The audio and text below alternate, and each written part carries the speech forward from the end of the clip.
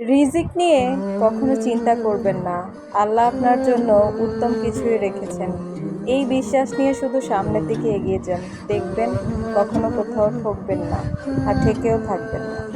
আল্লাহ আপনার রিজিকে যখন যা রাখছে আলহামদুলিল্লাহ বলে শুধু এটাকে গ্রহণ করবেন।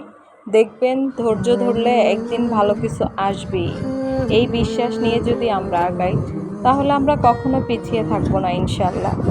আপনি, আমি, আমরা যতই চিন্তা করি, যতই ভাবি, আমাদের ভাগ্য, আমাদের নসিবে যেটা লিখছে ওটাকে পরিবর্তন করার ক্ষমতা আপনার আমার, আমাদের কারোরই নাই। তো রিজিক নিয়ে আমরা চিন্তা না করি, আল্লাহর উপরে ছেড়ে দিই। ইনশাল্লাহ ভালো কিছু হবে, ভালো দিন আসবে।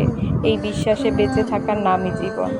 আমি এখন এই বিশ্বাস নিয়েই বেঁচে আছি, আর বেঁচে আছি খুব ভালোভাবেই, হাসি মুখে বাঁচার চেষ্টা করতেছি।